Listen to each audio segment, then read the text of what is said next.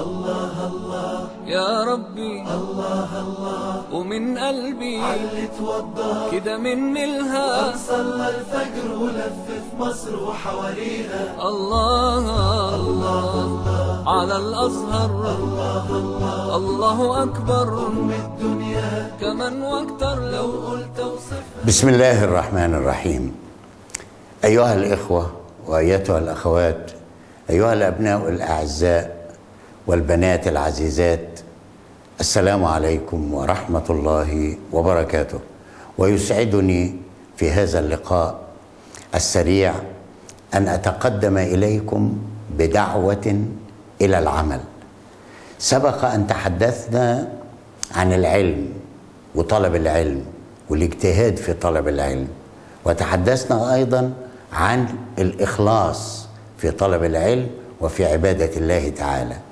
والآن نتحدث عن تطبيق ما تعلمناه، تطبيق الإخلاص. كيف يكون الإخلاص؟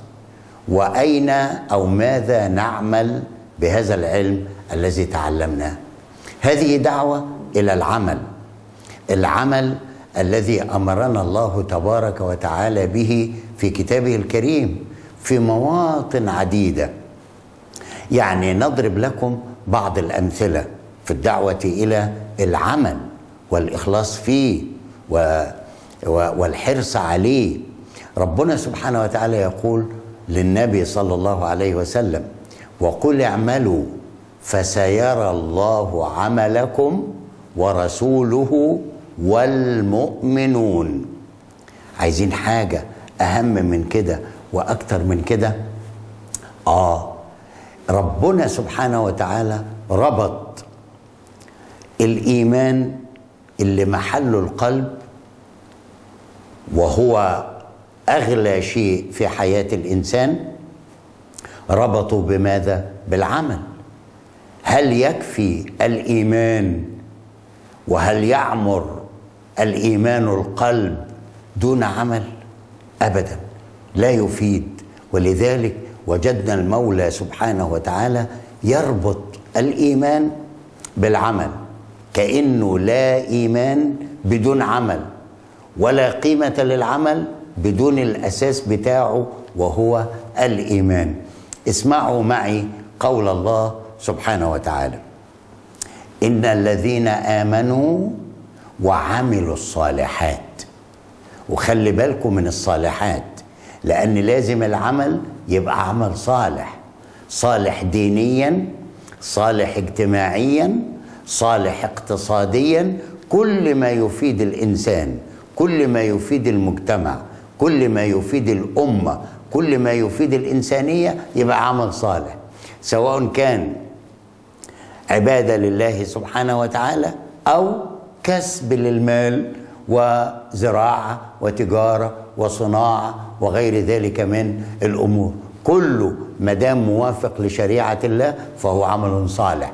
إن الذين آمنوا وعملوا الصالحات إنا لا نضيع أجر من أحسن عملا. إن الذين آمنوا وعملوا الصالحات كانت لهم جنات الفردوس نزلا. سورة العصر، بسم الله الرحمن الرحيم: والعصر إن الإنسان لفي خسر إذا لم يؤمن ويعمل فهو خسران، خسارة واضحة. والعصر إن الإنسان لفي خسر. وشوفوا التأكيد بإن واللام: إلا الذين آمنوا وعملوا الصالحات وتواصوا. عشان ما يبقاش أنا بشتغل لوحدي، الكل يشتغل والكل يتعاون. وتواصوا بالحق وتواصوا بالصبر. يبقى ده جوهر الإيمان، العمل. نلاقي كمان ربنا سبحانه وتعالى بيربط هذا العمل الصالح والإيمان بالحياة الطيبة. يعني إذا أردت أن تحيا حياة طيبة في الدنيا والآخرة يبقى لابد من الإيمان والعمل الصالح. يقول الله سبحانه وتعالى: من عمل صالحا، وبدأ بالعمل قبل الإيمان، من عمل صالحا من ذكر أو أنثى وهو مؤمن فلنحيينه حياة طيبة. أدي الدنيا، فلنحيينه حياة طيبة، يعيش في كرامة، يعيش في عزة، في حرية، لأنه بيكسب قوته بإيده بعرق جبينه.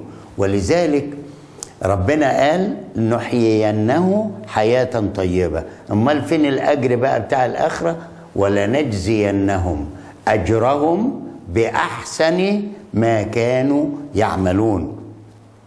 إذن هذا دليل على أن العمل والسعي إلى العمل أمر ديني مطلوب، بل إنه ركن من أركان الإيمان. يقول النبي صلى الله عليه وسلم: ليس الإيمان بالتمني، ولكن ما وقر في القلب وصدقه العمل. أنا مؤمن بالله وبوحدانية الله، طب فين الصلاة والصيام والزكاة والحج؟ وإن قوما غرتهم الأماني وقالوا نحسن الظن بالله وكذبوا. لو أحسنوا الظن لأحسنوا العمل. النبي صلى الله عليه وسلم يقول: ما أكل أحد طعاما قط خيرا من أن يأكل من عمل يده. وإن نبي الله داود عليه السلام كان يأكل من عمل يده. النبي عليه الصلاة والسلام يرى يدين فيهما أثر تعب العمل ومجهود العمل ومشقة العمل، فيقبلهما، فيتعجب الصحابي من ذلك، ويقول النبي صلى الله عليه وسلم: هاتان يدان يحبهما الله ورسوله. إذن هذه دعوة للعمل، علينا أن نعمل وأن نجتهد في العمل وأن نحرص على العمل وأن نسعى إلى العمل، سواء كان زراعة أو تجارة أو صناعة. هو الذي جعل لكم الأرض ذلولة فامشوا في مناكبها وكلوا من رزقه وإليه النشور. أفرأيتم ما تحرثون أأنتم تزرعونه أم نحن الزارعون؟ وربنا سبحانه وتعالى لما ألان الحديد لداود وألنا له الحديد قال له إيه؟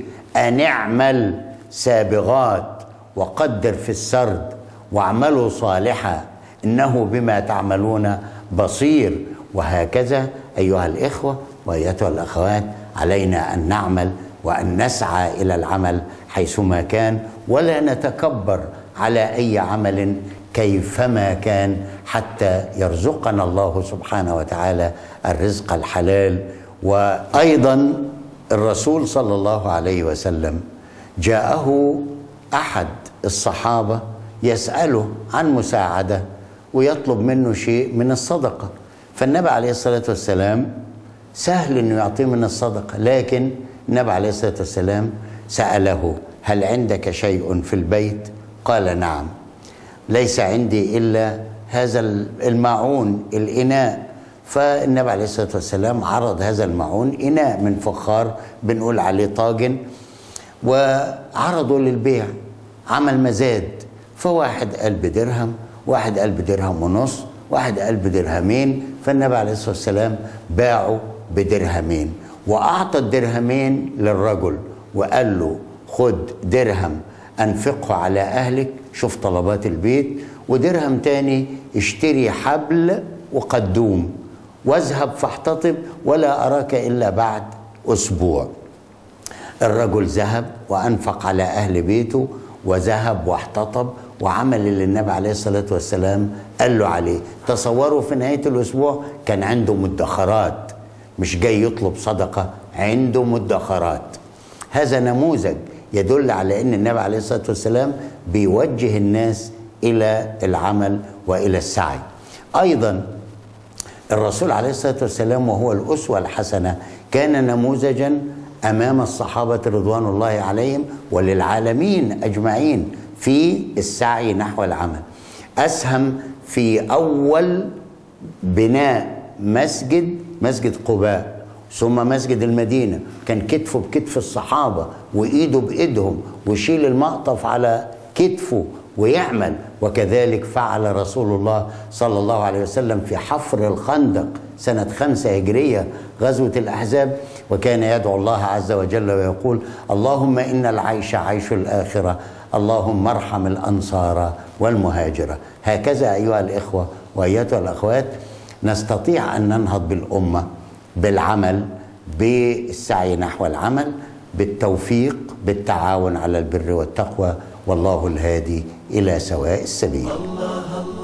يا ربي الله الله ومن قلبي علي توضى كده مني الها صلى الفجر ولف في مصر وحواليها. الله الله على الأزهر الله أكبر أم الدنيا كمان واكتر لو قلت اوصفها أنا مش هنصفها وأكفيها. الله الله يا رايحين على مصر مين يبعت سلامي في كلمتين؟ يا أهل الله مشتاق لناسها الطيبين ودي ياما فيها مخلصين، يا ما شاء